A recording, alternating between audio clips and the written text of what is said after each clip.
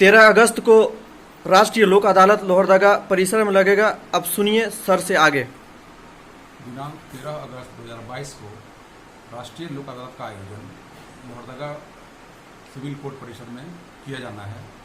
इसमें माननीय चेयरमैन साहब, जो हमारे प्रधान जिला सत्र न्यायाधीश श्री आर.वी. पाल साहब हैं, उनके निर्देशानुसार कुल 6 बेंचों का गठन किया गया है, जिसके माध्यम से विभिन्न प्रकार के वाद निस्तारित किए जाएंगे। आपको बता दें कि बेंच नंबर 1 हमारा motor accident claim tribunal case है, क्रिमिनल अपील, सिविल अपील और शादी विवाह का जो विवाद होता है, मैट्रिमोनियल केसेस, उनका निस्तारण किया जाना है।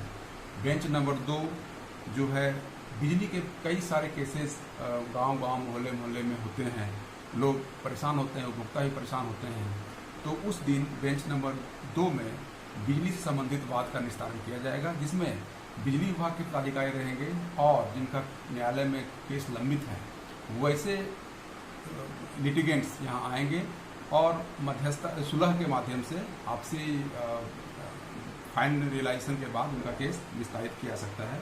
इसी तरह से बेंच नंबर 3 जो है सुलहनीय वाद, जो आपराधिक दंडित सुलहनीय वाद हैं, उनका बेंच गठन किया गया है। इसमें वैसे केस को लिया गया है जो सुलहनीय वाद के हैं या फाइन के द्वारा जिनका निस्तारण किया सकता है, जैसे कि एक्साइज एक्ट, शराब वगैरह का जो केसेस हैं, पुलिस एक्ट केसेस हैं, चेक बाउंसिंग के केसेस हैं, नाप तौल से संबंधित केसेस हैं।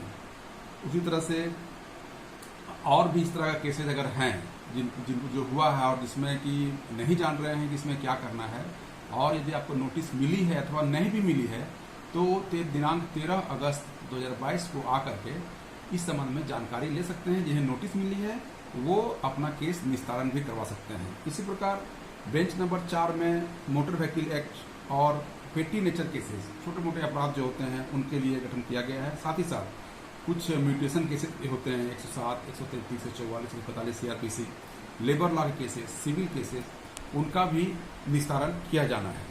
इसी प्रकार बेंच नंबर 5 के माध्यम से BSNL, SBI, Allahabad bank, union bank, Punjab national bank, ग्रामीण बैंक, बैंक ऑफ इंडिया और कोई अन्य बैंक से संबंधित वाद यदि होता है, जैसे मान लें किसी ने लोन लिया और वो लोन चुकता नहीं कर पा रहा है, बैंक ने उस पर फाइन इम्पोज किया हुआ है प्रिंसिपल अमाउंट के साथ साथ, तो राष्ट्रीय लोक अदालत का ये आशय होता है कि उस दिन अगर यदि आप राष्ट्रीय लोक अदालत के समक्ष आते हैं, बैंक के अधिकारी वहाँ रहेंगे, आपका जहाँ तक संभव होगा प्रिंसिपल अमाउंट को लेकर जो इंटरेस्ट लगा हुआ उसको छोड़कर आपका केस ख़त्म करने का प्रयास किया जाता है।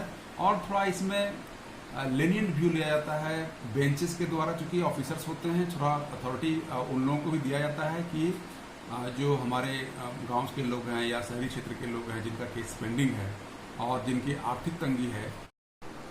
बेंच नंबर 6 में कंज्यूमर फोरम के विवाद आते हैं। कंज्यूमर फोरम की उपभोक्ता, जैसे मान लिया आपने मोबाइल परचेज किया, मोबाइल डिफेक्टिव हो गया, आपके पास प्रॉपर का बिल है, आपने दुकानदार को कहा, वो नहीं माना आपकी बात को, मोबाइल रिप्लेस नहीं किया या उसको ठीक नहीं किया, तो ऐसे परिस्थिति में आप कहाँ जाएंगे? उपभोक्ता निवारण अधिनियम जाएंगे, कंज्यूमर फोरम जाएंगे, तो वहाँ कई केसेस ऐसे पेंडिंग होते हैं। तो नेशनल लोक अदालत या मासिक लोक अदालत में कंज्यूमर फोरम के वाद का भी निस्तारण किया जाता है।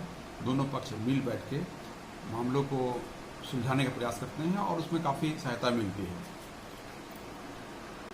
13 अगस्त को सभी भाई बंधु लोहरदगा जिला के सभी ग्रामीण क्षेत्र, नगर पालिका क्षेत्र के विवादित जो भी समस्या है अवश्य पहुंचेंगे।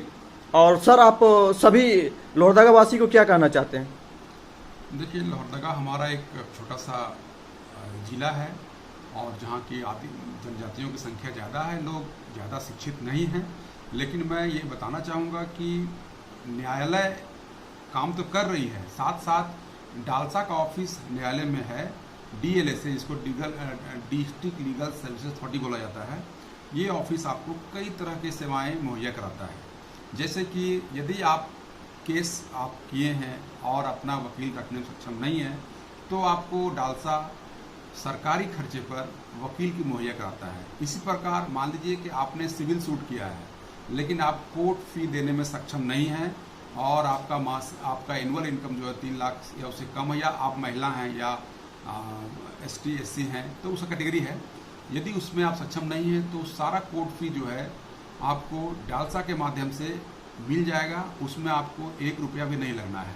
इसी प्रकार कई बार क्या होता है कि हमारे भाई बहनों के साथ बहुत सारे अत्याचार होते हैं जिसमें वो विक्टिम होते हैं, पीड़ित होते हैं, तो उन्हें जो प्रतिकर की राशि मिलने का सरकार की मंशा है और हम लोग काफ़ी देते हैं इसमें भी। जैसे किसी के साथ कोई घटना हुआ है और उसे कहीं से कोई मुआवजा नहीं मिला है, यदि उसका केस यहाँ हुआ है और उसने गवाही दिया है, गवाही को सपोर्ट किया है, तो यहाँ पर उसे कंपनसेशन, विक्टिम कंपनसेशन के तहत अमाउंट भी दिए जाते हैं। इसके अलावा और भी बहुत सारे अवेयरनेस के कैंप किए जा रहे हैं। हमारे PLVs, पैरा लीगल वॉलंटियर्स जो है आपके गांव में रहते हैं, आपके ब्लॉक में होते हैं, आप उनसे भी संपर्क कर सकते हैं। अगर उनसे बात बन गई तो ठीक है, नहीं तो आप लोक अदालत या फिर DLSA के ऑफिस में आएँ, जानकारी लें और जो भी उचित हो सकेगा उसमें आपको डालसा आपको सहयोग करेगा। Thank you sir.